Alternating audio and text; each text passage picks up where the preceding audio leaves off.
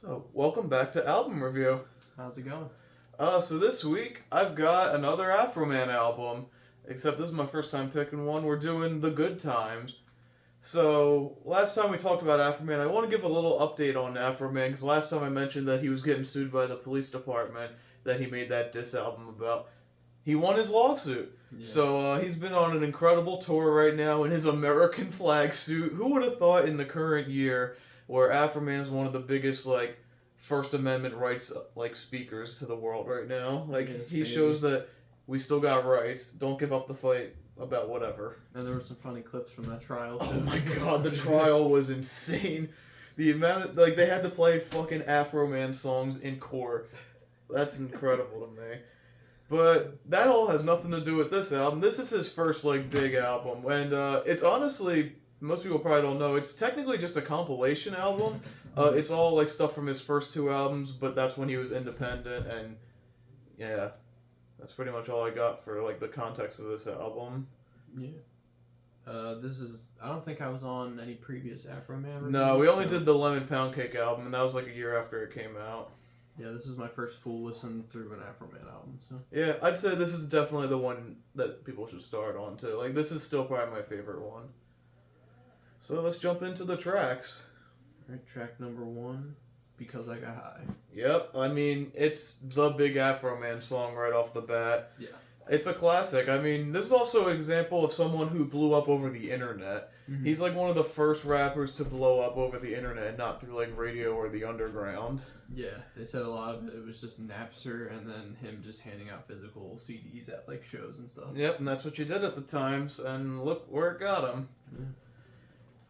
And yeah, this is the first song I think of when I hear Afroman. It's one of the first ones I think of too. Yeah. And despite it being a big weed anthem, it's actually a very anti-weed song in a way, because it shows how it ruins his life in this song. Is he was gonna clean his room, but then he got high. He didn't pay child support because he was getting high. It's one of those songs where it's not really a positive meaning, but it's a banger. Yeah, throughout the whole album, there's almost exclusively a comedic tone. Oh yeah, very comedy rap. So he's just rapping in a silly way about weed, but you can tell that he's being satirical, and he knows that in real life these are not good things. Yeah. To be caused by weed, I guess. Yeah. But it's a catchy song, and pretty much everybody knows it if they know Afroman. Yeah, it's a fun one.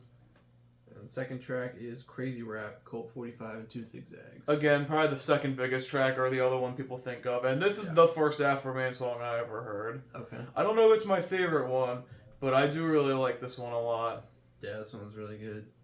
The chorus is just really catchy, pretty much. The bass line on this one actually was pretty fun. That's what I was paying attention to the most. And what I love about this album, especially these first few songs, is all the layering in it, where it's 6 different people. It's all Afroman. It's a whole album of just him talking to himself, pretty much. But he created 6 different layers of his voice just to have the idea of everyone's there having a good time, a big old party, and he paints the picture pretty well. For sure, and he has a lot of different voices kind of on this album too. Yeah, he does some really good singing, and then he's got a silly rap voice. Mm-hmm. Yeah, he sounded pretty good. When you listen to it, you would just think there's a group of people standing around him, pretty much. Yeah. Especially on Because I Got High, because I never really listened that much to ad-libs. Mm-hmm. But since I was reading the lyrics as it was playing, I was it really sounds like he's rapping this song in front of a group of people that have never heard him do this, and they're just genuinely laughing at it. Yeah. It's funny. The third track is She Won't Let Me Fuck. I love this song. This is another one of my favorites. It's so fucking catchy. It's a little long, but a lot of songs on here are a little longer than you'd expect them to be, but I like this song a lot. Yeah, this one had a funky groove to it with the guitar, strumming of it. Yeah, it's a classic sound. Yeah, so these first 3 songs, I knew all of them, and then from there on, I don't think I really recognized any of them. Okay. So the next track was Hush. Hush is another banger to me. I really like this one. I did too. This one was a gospel sounding one, pretty much. Yep. But there's a cool humming part on it too, I remember. That was pretty unique. It was really good. Yeah, I love this one. It's always been one of my more low-key favorites on the album. The next track is Tumbleweed. Tumbleweed's another good one. Another chill vibing one. Yeah, this one was fun. I love the little beginning. He's talking about how he's like rolling the joint, playing it like a piano because he's taking forever. I thought that was funny. This song is just really good. Yeah, it is. It was pretty like minimalistic, I'd say, compared to the first few songs. Oh yeah, I feel like some of these songs are a little too stripped back, but this one's not too bad. Yeah. And the next track's "Let's All Get Drunk." This is another one of my favorites. Another very catchy one. Yeah, I actually really like this one. I feel like I probably heard you play it at some point. I probably have, yeah. But I didn't really like recognize it, and I really liked it. Yeah. His flow on this one was really like 80s rap sounding. It's a nice throwback track in a way. Yeah. But again, with that fun Afroman flow on it. And this one had fire organ on it too, I remember. Yeah. That was one of my favorites, actually, probably. Next track is Tall Cans. This is a good one, and it's a fun one. Yeah, this one's fun. It's pretty catchy, but I feel like it was a lot longer than it needed to be, in my opinion. I could see that. It is a little too long. I like where like the tempo speeds up and for the second half of the song, but I feel like it could have been cut like another minute or two shorter. Apart from that, it kind of felt like you were listening to the same song on repeat, and it was just one song. Yeah, that's true. But it was catchy, so. Yeah. The next track is Palmdale. This is another one of my favorite ones. Like, this one tells, like, the story of, like, him growing up in a way. Mm-hmm. Yeah, so I guess he, like, grew up in California, but then he moved to Mississippi. So that's, well, something we'll hear about. Yeah. But, yeah, this one just had a really good sounding chorus. I remember, like, his singing on that one was memorable. But, again, kind of longer than it needed to be. I could see that.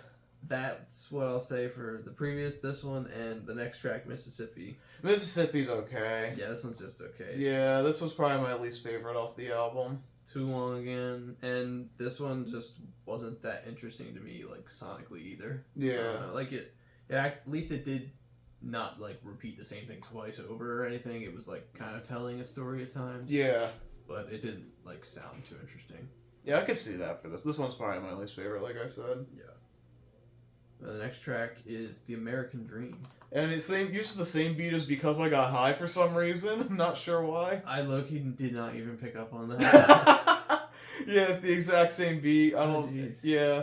But it's just him going on like this little monologue about how everyone's the American dream no matter what you're going through. It's a nice uplifting ending to the album. Yeah, and it was phrased like he was giving a speech, but it was still like in rhythm with the beat at the same time. It was like a spoken word kind of thing. Yeah. I thought it was actually pretty cool. Yeah, I really liked it.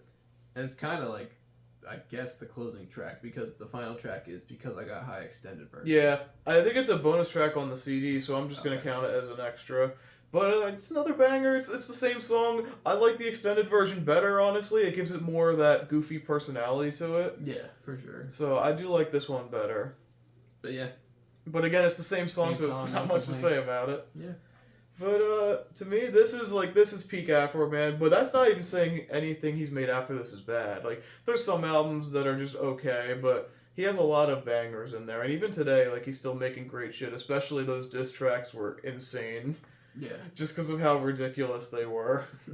But, you know, it's Afroman. If you know him, you know him. And I feel like people who are younger than us probably don't really know Afroman that much. Probably not. Because someone who was big in like the 2000s, like early 2010s. Mm-hmm. Yeah, I mean, I liked like the whole first half of the album. I recognized the first three, and then the other ones I hadn't heard, but I really liked them. Yeah. But then like the three before American Dream were each like 6 to 7 minutes long each.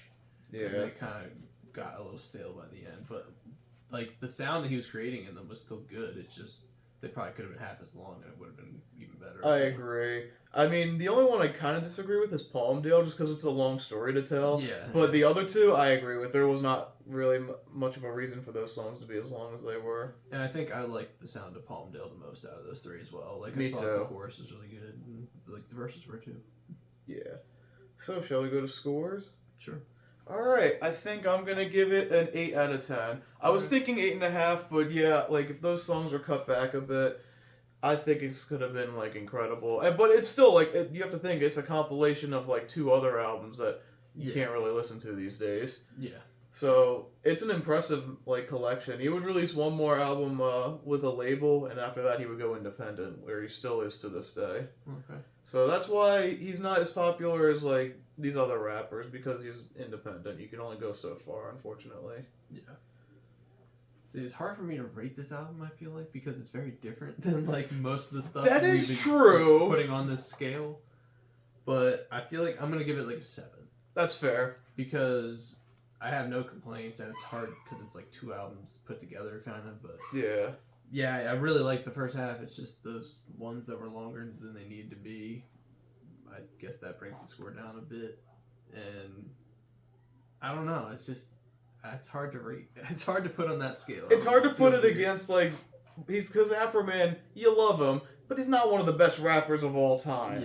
Yeah, he's nowhere close to that, but he knows that, and he plays along with it, and he doesn't even just do rap, so it's hard to really scale it against other great rap or even like R&B albums, because it's so different. Yeah, it's its own thing. Like I don't really listen to any other albums in this genre. He kind of it's very rare I what it do. is. Yeah.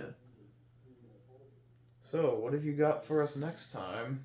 Alright, so I started listening to this artist recently, like the past few days, and I listened to their first. Let me get this right. I think I listened to their first 5 albums. Oh shit! So we're gonna do their 6th album now, just because it's what's next. All right. We're gonna do Highway 61 Revisited. By Oh Bob Dylan. fuck yeah!